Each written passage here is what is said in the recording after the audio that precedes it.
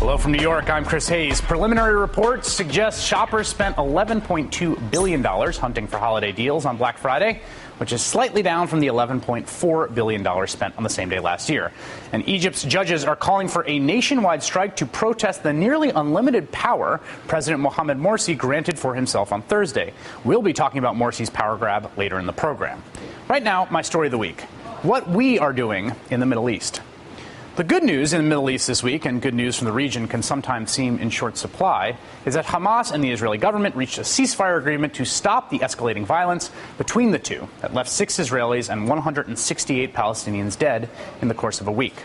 Upon announcement of the ceasefire, Gazans streamed out into the streets to celebrate, while Israeli public opinion was decidedly cooler towards the news. One poll showed that 31% of Israelis approved of the ceasefire, while 49% were opposed.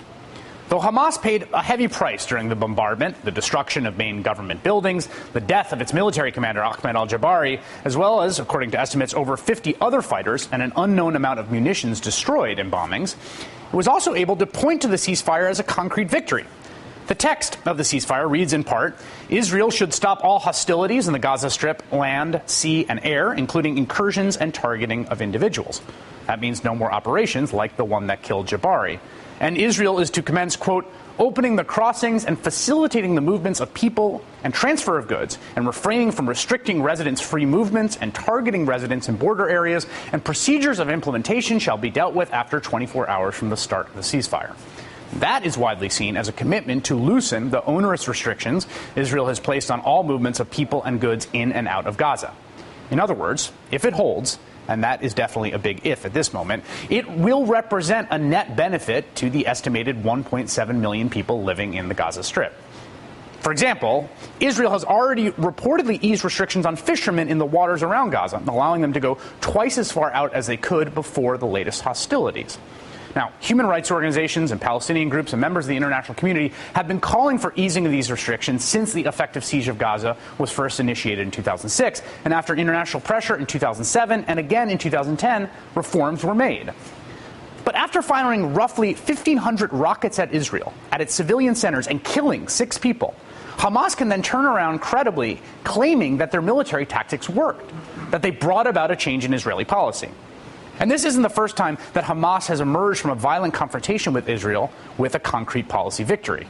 In 2006, Hamas kidnapped Israeli soldier Gilad Shalit and held him for more than 5 years before the Netanyahu government, through back-channel negotiations, secured his release in exchange for the release of 1,027 Palestinian prisoners. Now, you might say this isn't a perfect world, and realpolitik requires dialogue with Hamas, even negotiations with them when it is called for, and I'd say you're absolutely right. But it also requires the same with respect to the body that represents Palestinians in the occupied West Bank, the Palestinian Authority. And the posture of the Israeli government towards the government of Mahmoud Abbas, a posture either explicitly endorsed or tacitly tolerated by our own government, makes for an extremely disquieting contrast. Now, as head of the Palestinian Authority, Mahmoud Abbas has renounced violence, even uses security forces of the PA to go after militants. He accepts and recognizes Israel and its right to exist, and he's even gone so far in recent interviews to more or less admit that Palestinians would concede their right to return to the land they or their families held before 1948 inside what is now Israel. In return for this, he has seen basically nothing, except for the continued settlement growth. When Abbas took over the PA, there were a little more than 250,000 settlers established in settlements in the West Bank. Today, there are 350,000. Assume, for the sake of argument for a moment, that Hamas targets Israeli civilians not solely because of some unalterable cult of death, but that it also adopts this as a tactic, however morally abhorrent, to achieve certain aims. This idea that terrorism is a tactic adopted by certain groups at certain times was articulated by a young state senator at a book event back in 2004. Ultimately, terrorism is a tactic. It's not, we're not fighting terrorists, we're fighting people who engage in terrorism, but have a whole host of rationales and excuses for why they do this, and to the extent that we can change the sense of opportunity in many of these countries, and we can change the manner in which we function in these countries in more positive, proactive ways, then we're not going to eliminate terrorism entirely, but we're at least going to be able to make more of a dent than if all we're resorting to is military firepower. Though you are unlikely to hear the current incarnation of Barack Obama articulate this point of view, I happen to think it's pretty sound analysis. And so the question is, what message is the Israeli government and the U.S. government that supports it sending when it makes choices that result in Hamas being able to point to its many victories and leaves Mahmoud Abbas and his government totally impotent and humiliated, roundly viewed as feckless and failed? And here's the lesson as far as I can tell. If you recognize Israel, if you are credibly committed to nonviolence, you will get rolled, marginalized, undercut, and left looking like a loser. But if you fire rockets into the heart of Israel, if you kidnap their soldiers, well, then they'll negotiate and adjust their policies. How perverse is that? And believe me, everyone I've talked to on the Palestinian side sees this disparity. In fact, none other than Hamas political leader Khalid Mashal explicitly cited Abbas's sorry situation in an interview with Christiane Amanpour on Wednesday. Mahmoud Abbas, whom the world welcomed, he gave this opportunity to Israel and to the international community. What did they do? They made him fail. They let him down. In allowing this to continue, in refusing to pressure the Israeli government to take concrete steps towards peace in the West Bank, such as stopping all settlement growth, they're turning a blind eye. In turning a blind eye while unarmed protesters in towns like Budrus and Nabi Saleh are imprisoned, tear-gassed, and in some cases shot and killed by IDF soldiers away from the eyes of American cameras, with no condemnation from our government, we in the U.S. are creating the conditions in which terrorism, the great evil we have pledged ourselves to vanquish, brings strategic benefits, while the path of nonviolence leads to a dead end. What a sorry legacy for everyone involved in helping this come to pass. I want to bring in Congressman Steve Cohen, Democrat of Tennessee, Katrina vanden Heuvel, my colleague at The Nation magazine, where she is editor and publisher, Hussein Ibish, senior fellow at the American Task Force on Palestine, which advocates for a two-state solution, and Heather Hurlburt, former special advisor to President Clinton, former member of the Clinton State Department Foreign Policy Planning Team, now executive director of the National Security Network. This is my takeaway from the set of incentives that have been created in the region. Hussein, I'm curious, as someone who is a very outspoken advocate for a two-state solution.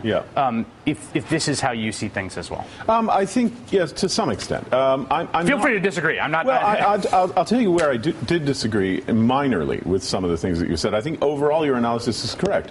The incentive structure that has been created does certainly encourage Palestinians to think that negotiations, diplomacy, cooperation with the West and Israel are a dead end, and that all the PA has to show for its efforts are not being able to pay the salaries of public employees, which they pay in both the West Bank and in Gaza, except from 2 months back, and Israeli settlement activity continuing and all of that. As you said, they have little to show for their general approach of trying to reach a negotiated agreement.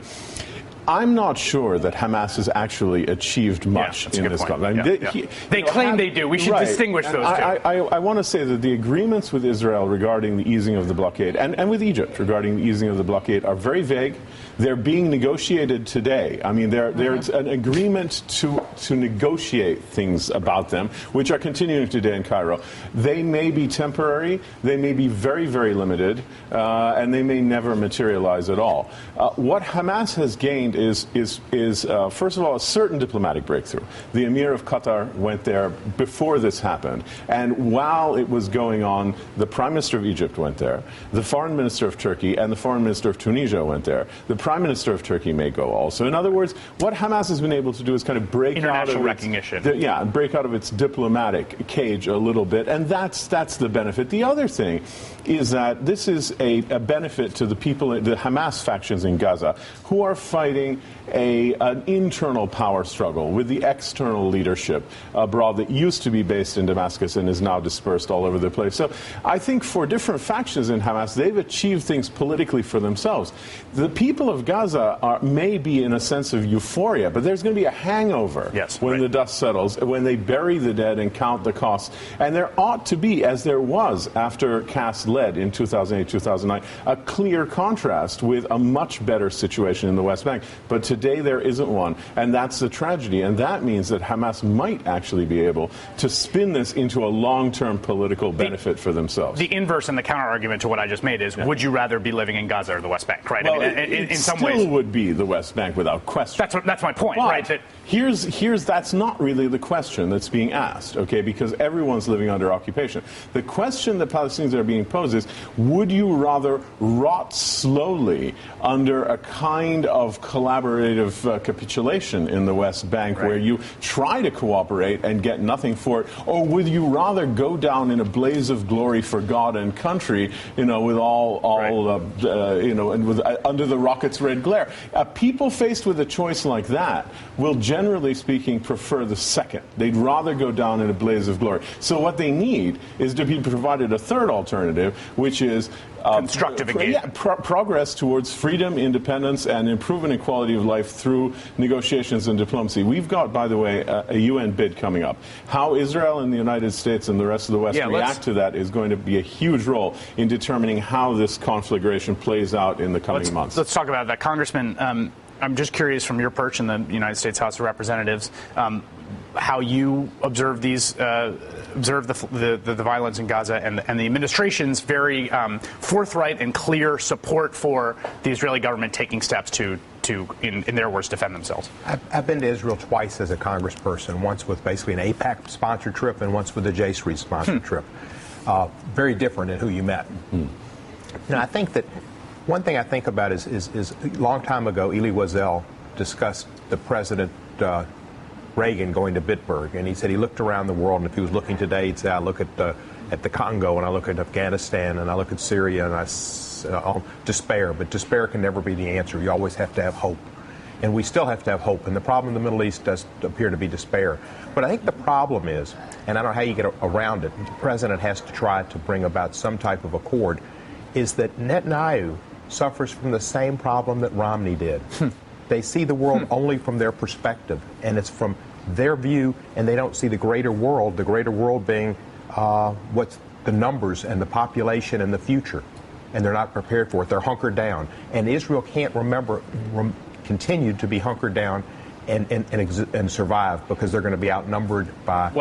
They've been outnumbered for a long time, and I think there's a lot of fear that the tumult of the Arab Spring has only created greater danger. Fortress Israel. Right. The Iron Dome was beautiful, and that was President Obama in the United States helped fund the Iron Dome. Dome is a missile defense, rocket defense weapon system that was able to shoot down rockets that were incoming. 85% accuracy at best. Hold on 1 second. I want to talk more about this and about what the U.S. government can do to bring about a two-state solution, if that is actually the stated aim, right after this. Let's understand what the precipitating event here was that's causing the current crisis. And that was an ever-escalating number of missiles that were landing not just in Israeli territory, but in areas that are populated. And there's no country on earth that would tolerate missiles raining down on its citizens from outside its borders. So we are fully supportive of Israel's right to defend itself from missiles landing on people's homes and workplaces and potentially killing civilians. And we will continue to support Israel's right to defend itself. This is President Barack Obama back on November 18th in Thailand talking about the escalation in Gaza. And I think what that highlights to me is the fact that the U.S.'s role in the region is ostensibly it has two roles. One is obviously Israel is a great ally. There's tremendous domestic political support for a strong relationship with Israel. At the same time, it is also supposed to be the kind of neutral arbiter, the mediator in the region that's going to bring this about. And it seems to me that we don't do a very good job playing both those roles. Those two roles are in tension. Well, those two roles have always been in tension. They've grown more in tension over time. You had 8 years of an administration that really gave up on trying to play the arbiter role, at which point the fig leaf kind of came away. The administration did a great job, actually, tactically playing both of those roles, and, in a way that they hadn't done at all during the first term, sending the Secretary of State out to be the arbiter while the president could give the defender of Israel speeches like that. Now, that's a tactical solution that doesn't get anywhere near the long-term structural problem that it isn't the same Middle East that it was 5 years ago. And what do you do instead? How do you serve both the long-term interests of Israel, especially when maybe many Americans don't see Israel's long-term interests the same way Israel's ruling party does, right, and the U.S. long-term interest of having better relationships with Egypt, figuring out, we're not talking about the hundreds of people who died in Syria over the time of Gaza. So we've got a long-term, the administration did a great job on the short term, but we've got a long-term problem that our political system won't necessarily let us figure out how to deal with. I do think, picking up on what Heather is saying, I think this crisis poses an ultimate test for the Obama administration in regard to the recent transformation in the Middle East. I mean, you see it in the fascinating relationship between President Obama and Mohamed Morsi. Two pragmatists trying to find a way to mediate this immediate conflict. You see it against the backdrop of an Islamist government in Turkey. You see it against the backdrop of surprising riots in Jordan, which will cause increasing problems. So you have that changing environment, which you know far more about. But the Arab Street needs something different.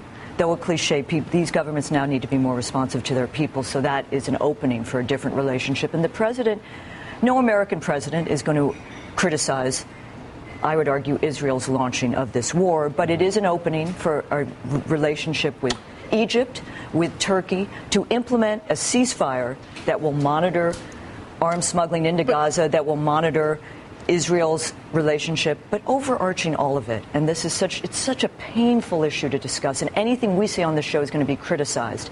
Overarching, I do think, overarching all of it is a history, going back at least to 1967, of the United States' role, but the United States' role as the enabler, as the political, diplomatic, economic, military enabler of an Israeli policy that in many ways, in a younger generation, is seeing Israelis that is not in the long-term benefit of the security of the country. And I would make one last point. I would urge your viewers to try and watch an Israeli documentary called The Gatekeepers, which is an extraordinary documentary. It's interviews with 6 former leaders of the Shin Bet, Israel's internal security service, who argue, yes, the Palestinians have committed acts of terrorism, but largely due to Israel's failure to deal with the political causes of the Palestinian problem, and that in replying to those causes, Israel has committed acts of terrorism. These are the hardened forces who are worried about the existential moral future of Israel that they love. Here's the thing. It seems to me that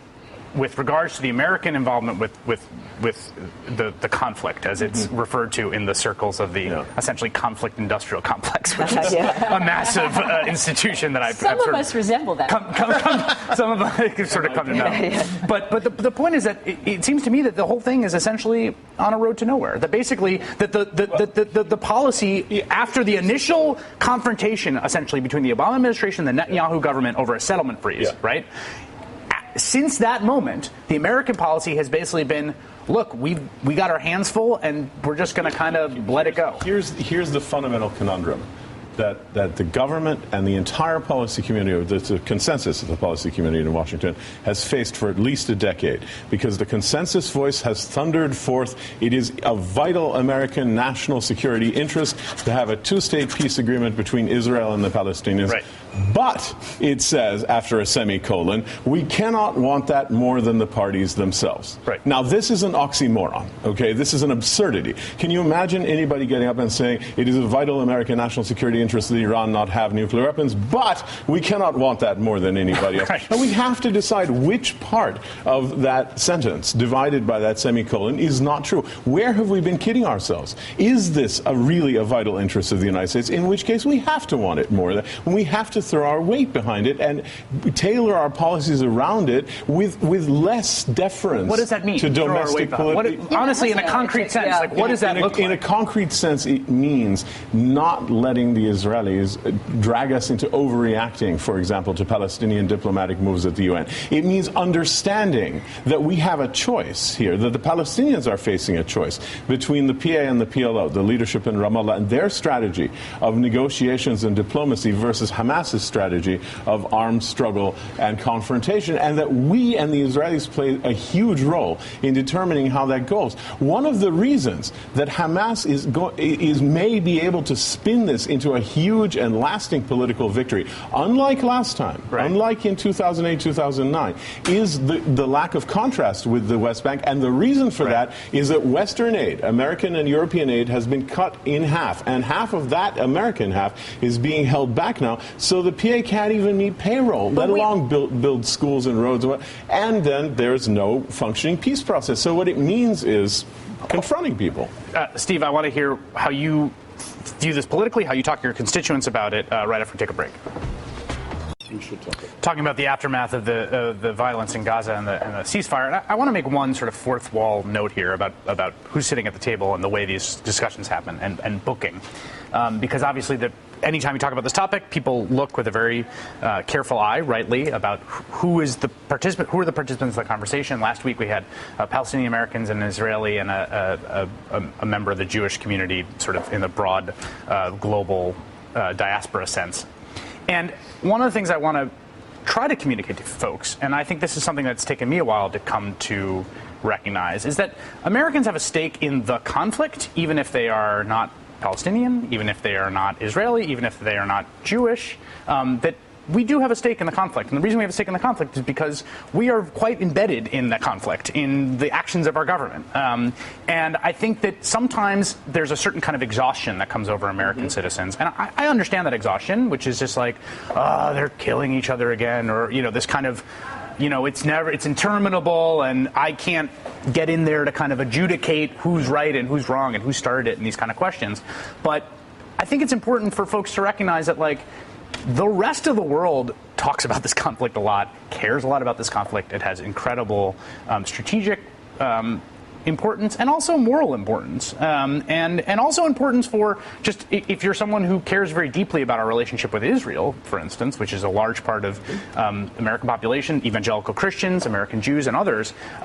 It's how this plays out in the next few years, if we really are on a road to nowhere or a road to a really horrible end, that's going to be a problem too. So I just want to make that point, and I guess that gets me to you as someone who is going to go back and run for re-election in 2 years and has to get elected. Do you get a sense that there's anyone who cares about this conflict from a political standpoint other than the groups that are obviously very, very invested in it? I think mostly it's the groups. I mean, my Jewish constituency, most of which was taken out of my district in redistricting, cares strongly about it, understandably so. In the African American community, which is the predominance of my district, I think it's a mixed feeling, but I think a lot of people relate with the Palestinians as being the underdogs and of being denied rights, and they see some ways analogies to the struggle for civil rights. So it's a mixed bag, but it's part of this whole agreement we've got to come to on the budget, and part of the budget that some people want to have cut out is foreign aid. But we are the world's #1 country. And as the world's #1 country, we have certain obligations, not just for trade and commerce and all, but for humanitarian reasons. And there are things going on right now in Goma where we need to be involved in humanitarian in a major way, because what's happening there is awful. Yeah. But we have to be involved, and it affects the whole Middle East. I've traveled through the Middle East, and all the leaders there say that what happens between Israel and the Palestinians will determine the rest of the Middle East relationships to Israel, which is a potential for war, Armageddon. Heather, I'm curious how much the U.S. posture matters. If we are over-interpreting, or I am over-interpreting how much U.S. posture matters, we say, you have to get tough on this or that, and really there's just not a lot that can be done. Well, I was in the Clinton State Department, Clinton White House the last time there was a really serious major effort to reach a deal that fell apart at the end. And the thing I would say to you is we do not matter as much as we did in 1999. We are not the only dynamic that determines whether there is peace or war between Israel and the Palestinians. And I would push back a little bit on what Hussein said, while not taking away from U.S. responsibility. You put up those numbers at the beginning of the show. Almost half of the Israeli population thinks they didn't go far enough in Gaza. Neither neither Hamas nor the PA has a lot of popular support. People in the region are disgusted with their government options. It's not at all clear to me that either side would have the legitimacy to make a peace deal stick if we somehow, did as you suggested and somehow got engaged and managed to force the leaderships to get one. This is the specter I worry about, which is that there's like an institutional setup. There's like the U.S. government says we're for a two-state solution, right? That's always the official policy. Then there's a set of NGOs and institutions and groups, all of whom say they're for a two-state solution. From the Task Force on Palestine to AIPAC, right? AIPAC says they're for everyone's for a two-state solution. There's no constituency for an actual two-state solution, and this like moldering middle. That's not true. There's a strong constituency for it. Actually, then there continues to be among both Israelis and Palestinians. They just don't see their own government institutions or, frankly, our government institutions being able to get there. So if you want to fix it, what you have to do is deal with the legitimacy problem and the institution problem first, instead of saying, okay, let's go to final status negotiations tomorrow. But there are also international efforts. There have been over the years. Not just the idea that the U.S. is number one, I think, is the wrong approach, with all due respect, because I think part of the problem of the United States foreign policy. That's right. The United States should be first among many, but if you don't build regional power and international security institutions, it's very difficult to build a more peaceful world. So there have been efforts like the Quartet. Yeah. The United States is not the only one who should be playing a role in the region. But we're forgetting another thing. The tragedy, it seems to me, is that you have at this moment on the Israeli political stage one of the most hard-right governments in Israeli history. Okay. And if you had a different government, one that didn't expand settlements as Vice President Biden was landing in the country, right, or have one in which Benjamin Netanyahu is not the most right-wing. Right. I recommend to your viewers to read Ariel Sharon's son's statement about what the Israelis should do to Gaza, comparing it to flatten it like the United States flattened Hiroshima, or the understanding, and I'm sad about this because I go to Russia a lot, that the Russians who've come to Israel, like Lieberman, have driven the country even further to the right. So there's a lot of work to be done there. But I would say that working at a magazine as I do, that fought for the creation of the State of Israel, pushed President Truman, who didn't want to, that the care for Israel is there are many Jews in this country whose voices aren't being heard because AIPAC remains the right wing, I would argue, kind of Likudnik American voice, has not met a countervailing voice from J Street, which is a new group, which first endorsed Congressman Cohen. You need a sense of a range of Israeli voices, which we're not hearing right now in Israel because of the nationalism, and when you have war, because people hunker down because you were in Budrus. There are people like Noam Shazef. There are people like others who was here last week. They want a different kind of Israel, and they're trying to fight for that moral core. I want to ask if whether the relevance of the conflict, which we talk about, is so central, actually is no longer the case in the kind of new post-Arab Spring world right after we take this break. Okay. There's a certain theory that I think was popular in Washington, D.C. foreign policy circles. I was never quite clear on whether it was actually rooted in reality. But basically the theory went like this. Dictators in the Middle East and the Arab world essentially use the Palestinian conflict as this kind of proxy pressure release valve in which the anger at them, at their own injustices and tyranny is focused on there. And that now in the midst of the Arab Spring, in the midst of the great upheaval and tumult, that the salience of this as the central issue in the region has declined, and everyone can just muddle along, fighting their own battles. In the case of Syria, where 40,000 civilians, according to estimates, have been killed. Yes. Do you think that's true? Do you think the salience has diminished? And maybe this, now I'm trying to make the case to Americans we should care. I'm now making the opposite case, which is that it doesn't matter that much. But actually, both are true at the same time. In other words, this issue has been cynically exploited by virtually every Arab government that's been involved with it from before the creation of the State of Israel. But that doesn't mean that it isn't the issue that Arabs across the board, across generations, across genders, across religions, across geographic space, across class lines, care about the most. It's the prism of pain through which they view international relations. Now, it is true that the Arab Spring has focused attention on Egypt, then on Libya, then now on Syria, and that the Palestinian issue hasn't been sort of dominating the front pages of the Arab newspapers the way that it has. But that doesn't mean that it isn't the great backstory, that it isn't the fundamental prism that Arabs view their relationship with the rest of the world, with the West, with the United United States with the global order. It still is. So while it recedes sometimes as the most urgent issue, it never goes away as the most important one in the Arab mentality. And Heather, if you could wave a magic wand and create some magical space in which the U.S. could do whatever, forget political constraints domestically, what would you want to see the Obama administration do if the Obama administration is committed to a two-state solution, if we are committed to a genuine peace process that is heading towards some end point, what would you like to see the Obama administration do in its second term? Put in the resources to build real, legitimate Palestinian popular government that would be an irresistible partner. And that is both really doing the things, and not necessarily with Abbas, by the way, but helping Palestinians work through who's the successor to Abbas in the PA, who's actually legitimate, and talk to Hamas. Not work with Hamas, not necessarily hug Hamas, but talk to Hamas. Do that, because I don't think there's a magic wand you can wave that solves the Israeli side. So you think the American government should be talking to Hamas? Yeah.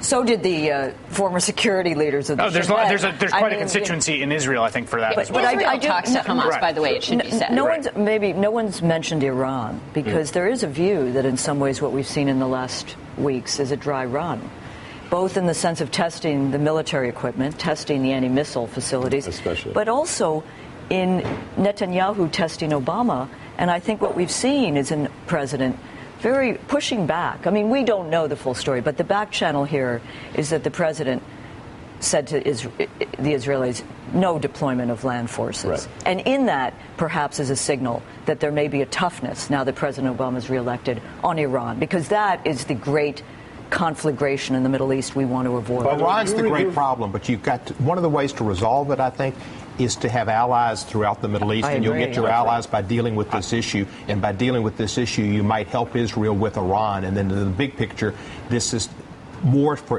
Israel's benefit, the two-state solution, than it is for even the Palestinians. By the way, on both of those issues, Obama, and I think you characterized his attitude correctly, had great support from within the Israeli defense and security establishment. Yes. They do not agree with Netanyahu about a war with Iran. Openly. They do not agree with the idea of a ground invasion. They didn't agree with the idea of a ground invasion. There is a split between demagogic politicians who get a lot of votes in Israel and the people who are responsible professionally for the security and defense of the state of Israel. That's something the president can really work with. And it's also, by the way, something that the Israeli opposition, if it ever got its act together, could use and has not.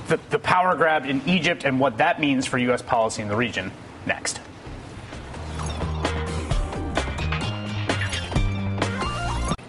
We've been talking about the role the U.S. can and ought to play in the changing Middle East. For decades, the main Arab conduit through which the U.S. has conducted policy in the region has been Egypt. And for most of that time, American leaders could rely on a steadfast and unshakable ally, a faithful steward of American interests in the region, Hosni Mubarak, or the Pharaoh, as his critics called him. Mubarak, of course, was ousted in 2011, and the man who replaced him, Egypt's first democratically elected president, Mohamed Morsi, has remained largely a mystery to Western leaders. Their suspicions about him have run the gamut from tool of the Islamists to ineffectual political naif. But as he emerges now onto the world stage amid the crisis in Gaza, Mohamed Morsi is confounding all those expectations and turning out to be one of the most fascinating political figures in the world. Morsi rose to power somewhat accidentally as a backup candidate for the Muslim Brotherhood, who ran for president only after the party's preferred standard-bearer was disqualified, earning Morsi the nickname Spare Tire. Since then, Morsi has navigated Egypt's Byzantine politics with surprising savvy, overcoming the opposition of Egypt's military rulers who had sought to thwart the influence of the Muslim Brotherhood. When Gaza was plunged into crisis by fighting between Israel and Hamas last week, Morsi seemed to confirm the worst fears of some in the West when he dispatched his prime minister to the region to express solidarity with Hamas and condemn Israel. A week later, however, Morsi proved instrumental in brokering a ceasefire, earning glowing praise from none other than Secretary of State Hillary Clinton. I want to thank President Morsi for his personal leadership to de-escalate the situation in Gaza and end the violence. This is a critical moment for the region. Egypt's new government is assuming the responsibility and leadership that has long made this country a cornerstone of regional stability and peace. Morsi surprised even the most cynical observers of Middle East politics and was said to have impressed President Obama with his pragmatism and candor. But then the very next day, Morsi turned around and unilaterally claimed for himself virtually unlimited powers in Egypt's government, declaring himself above judicial review and insulating the body that is writing Egypt's constitution, which critics fear is dominated by Islamists, from any sort of challenge. Morsi declared that, quote, the president can issue any decision or measure to protect the revolution, and that, quote, the constitutional declarations, decisions, and laws issued by the president are final and not subject to appeal. Morsi insists the powers are only temporary and will expire when a new constitution is drafted. The State Department, which had just openly praised Morsi, responded delicately, saying the decree, quote, raises concerns and calling for all parties to work together to resolve their differences. Morsi's critics were considerably less tame. Protesters thronged to Tahrir Square to declare the revolution in jeopardy. Judges called for a nationwide strike, and Mohammed al-Baradei, winner of the Nobel Peace Prize and an important figure in Egypt's revolution, said that Morsi had shed his old nickname in favor of one familiar to most Egyptians. Morsi today usurped all state powers and appointed himself Egypt's new pharaoh, al-Baradei wrote on Twitter, a major blow to the revolution that could have dire consequences. I want to talk about those consequences right after this. We're talking about Mohamed Morsi, the leader of Egypt, the first democratically elected leader who gave a somewhat stunning declaration this week, aggregating to himself nearly limitless power, and has now caused some uprisings again in Tahrir Square. Joining me now are Tariq Masood, Associate Professor of Public Policy at Harvard University's John F. Kennedy School of Government, and Reza Aslan, author of No God But God, The Origins, Evolution, and Future of Islam, an adjunct senior fellow at the Council on Foreign Relations. Also have Heather and Hussein back at the table. Tariq, let's start with the context of this. I find the process by which politics is negotiated in the absence of essentially constitutional law fascinating, because right now Egypt is operating in this post-revolutionary environment in which there is no letter of the law of what the constraints on the state are. Am I correct? Not only is there, well, you're sort of correct. I mean, Mohamed Morsi gets to decide what the law right, yes, that's right. Right? I mean, he is both the executive and the legislature in Egypt. So he gets to actually issue amendments to the temporary constitution that governs Egypt right now, and that's what he's done so far. Now, there are a bunch of people that are supposed to be writing a more permanent charter, but those people have been selected by an Islamist-dominated parliament that's now dissolved, and they're a bunch of Islamists, and so the liberals are feeling very much that the constitution writing process is not going in a direction that will produce something that all Egyptians want, and so they have found that their closest ally in the apparatus of the state is this judiciary, right? And so the judiciary has taken steps all through this, post-revolutionary period to kind of limit the Muslim Brotherhood and limit Morsi's power. And his declaration is basically an attempt to say to the judiciary, listen, stop this. I'm in charge, and I'm going to determine how the process goes from here on out. You've done your academic work on the Muslim Brotherhood, and my sense is that you've spent a lot of time there, or maybe you've met Mohamed Morsi. A bunch of times. Yeah, so spent a lot of time. Has Morsi's development as a leader, I mean, there's this, and this is not my point, other people have made it, there's a kind of Putin-esque quality, right, which is that when Vladimir Putin is named, everyone's like, who is Vladimir Putin? And the next thing you know, Putin's like running the show and proving remarkably adept and also quite vigilant in suppressing dissent. And I wonder if that seems like a sort of noteworthy parallel to you, or there's differences that are important to understand. Well, there's something I really like about your question, which is that we're talking now about Mohamed Morsi, and we're not talking about the Muslim Brotherhood, right? Lots of people look at what Morsi's done and they say, this proves that political Islam is completely incompatible with democracy.